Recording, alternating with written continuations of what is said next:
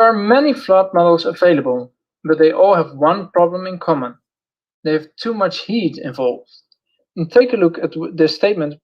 A sudden exposure of the mantle to 70% of the Earth's surface would release enough heat energy to boil the oceans dry several times.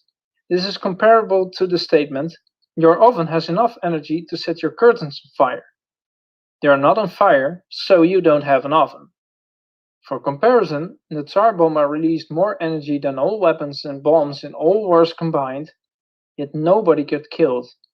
So two things are important. It's not only the amount of energy that is involved that matters, but also the heat transport.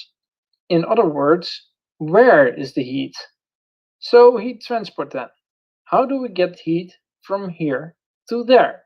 Basically, there are only three ways to do that: heat flow, conduction, and thermal radiation.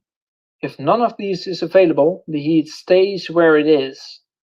Flow is like this. You have a liquid or a gas that is hot and a material moves. So this is flow and this is no flow. Conduction. Conduction is heat transport by material that is touching each other. So consider we have a hot material touching a cold material in a closed environment and the material doesn't move. After a while, all this material will have a medium temperature. So this is a good conductor and this is a bad conductor. Radiation. Radiation is heat transport by emitting light. If it's very hot, it can be red, yellow, or even white. But usually we don't see it because the majority is infrared light. So this is a good radiator and this is a bad radiator. So technically it's possible to trap heat, like heat, inside the Earth. Let's take a random example. Assume we have a large piece of rock and suddenly parts of this rock gets molten for some reason. It expands a little, and now let's add water to it. And let's assume the rock contains enough heat to boil all this water away. So the water then starts to boil at some point, and the lava is starting to cool down. The lava sinks slowly, causing some places where hot rock goes upward. And after a while, a solid layer forms on top of this molten rock, and then eventually we would have a situation where a solid layer isolates the hot molten rock from the water. So we'd end up with trapped heat and still a lot of water on top. So for all the oceans to evaporate, all heat must end up in the ocean, which does not happen. You see, it's possible to touch freshly solidified lava with your shoes shortly without them catching fire. For your own safety, I highly recommend not to do this, but it is possible. So let's take a look at what would happen if continents shift quickly, exposing hot mantle material. Say the left is South America, the middle part is lava, but this is what is going to be the Atlantic Ocean, and the right is Africa. The lava is lighter than the solid rock, so it expands. Not only does this boil the ocean away there, but it also pushes the ocean away there because of the expansion. The result is that it would start to rain like crazy in colder areas, and that is on the continents. So we would have a situation where the ocean is flooding the continents and the lava has a lot of freedom to expose its heat to the sky and the universe. At the edge of the continents, the water touches the hot lava, enhancing the solidification process there. Because it solidifies, it shrinks and becomes denser than the continents, so it leaves more room for the water there. The molten lava is being squeezed out horizontally and wants to flow on top of the solidified lava. But there's water there, so it also starts to solidify. So the water is slowly pushing the molten lava towards the middle, and eventually two layers of solidified lava lean on each other, and this causes a closing seam, closing midpoint, which we identify today as a mid-oceanic ridge. When it comes to thermal radiation, we can actually calculate how long this would take. For that, we need to use the Stefan-Boltzmann law. The result of this formula is energy per time. You get it by multiplying some constant value with the emissivity, the area, and the temperature. But the temperature is in the fourth power in this formula, resulting in a tremendous nonlinear process. So the answer is in watts or joules per second, and Stefan's constant is a very small number. The emissivity is a property of the material. We're going to calculate this for basalt, which is what the oceanic floor is made of. The area is in square meters and the temperature is in kelvins. Let's give an example first. If we would have 1 cubic meter of basalt being exposed for only 1 square meter, how long would it take to solidify? And like I said, it strongly depends on the temperature. If it would cool down from 2000 Kelvin to 1900 Kelvin, it would take 399 seconds, which is about 7 minutes. From 1000 to 900 Kelvin, it takes about 2 hours. From 300 to 200 Kelvins, it takes about 20 days. And from 100 to 0 takes forever. It will never reach 0. So this is very strongly nonlinear. Now assume we have 2 blocks of rock. They are made of the same material, they are equally thick, and they are only exposed at the top. But one of these blocks is a lot larger than the other. Which would cool down faster? If we use both the formula for heat capacity and the Stephen-Boltzmann law, we see that the area plays a role in both. More area means more heat capacity in a linear way, but more area means more thermal radiation also in a linear way. This means that in the end, for the cooling down time, area isn't relevant, it's the thickness that matters. So we can make the formulas a little bit simpler. And now we can calculate the thermal radiation for a scenario. What if the entire oceanic crust was molten at the same time? How long would it take to solidify? We use these variables.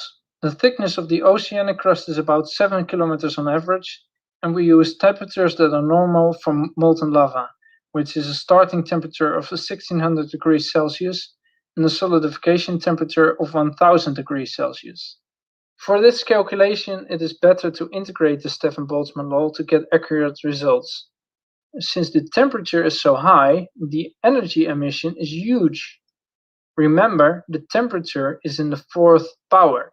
It takes 1 year and 150 days to solidify, so not billions of years, not millions of years, not even thousands of years, only 1.5 years, because the solidifying process itself also releases energy.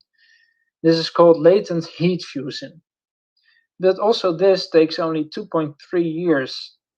So if we would melt the entire oceanic crust at once, it takes only 3.7 years to solidify using thermal radiation alone. Water enhances this solidification process, so we are actually very much in the right order of magnitude for the Genesis flood. If you see my other presentation about the solar system, you see that the evolutionary timescale for things like the moon are very far off. When a crust is solidified, it's still quite hot, about 1000 degrees Celsius. Then conduction takes over for the cooling down process. We can also calculate this.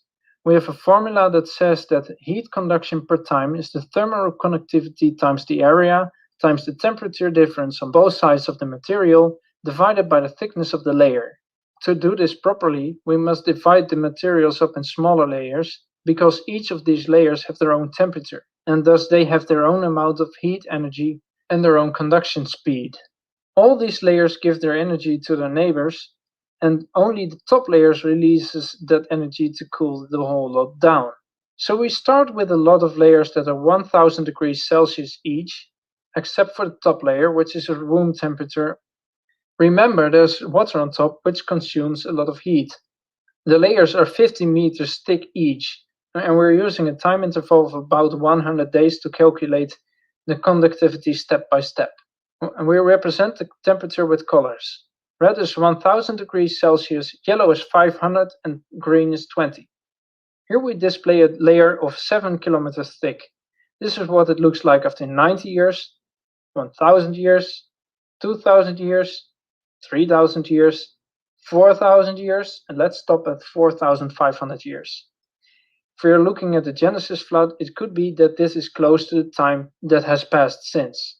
There are uncertainties of when the flood year was, which is a subject for another discussion, but let's just see what the result is after 4500 years.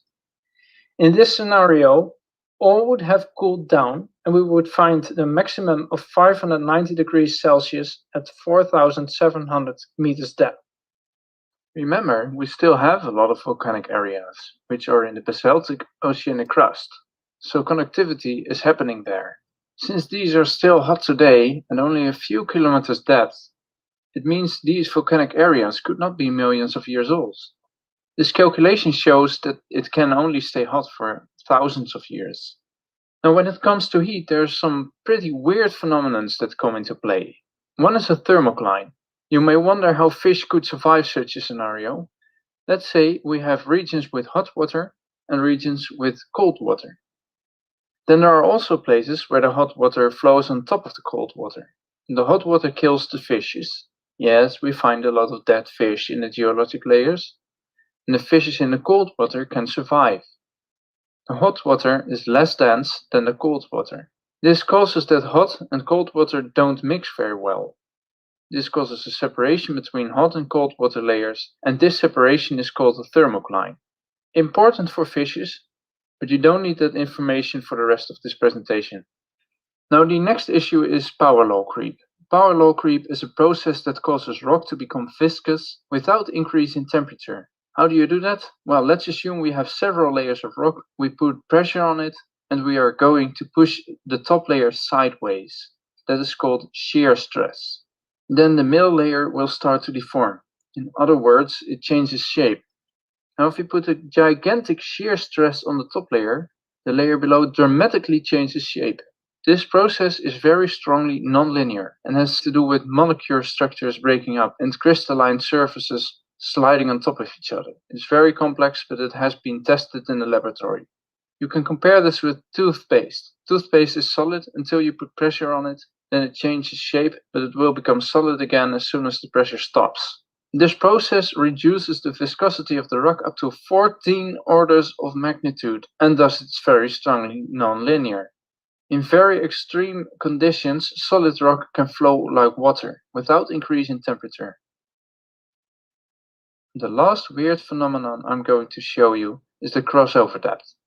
We are used to magma rising up because molten material has a lower density than the same material in solid state. But it appears that molten rock is better compressible than solid rock. So if you put a lot of pressure on lava, it will eventually become more dense than the solid rock. So magma that is very deep inside the earth sinks. The point where this switches from rising to sinking is called the crossover depth. Depending on the rock type, the point where this happens is between 200 and 400 kilometers. This phenomenon has also been confirmed by multiple laboratory experiments. And very importantly, it shows that magma cannot come from deeper than 400 kilometers. The crossover depth is about here. What I think that happened is that large impact plus the crossover depth plus power law creep is catastrophic plate tectonics. There we have it.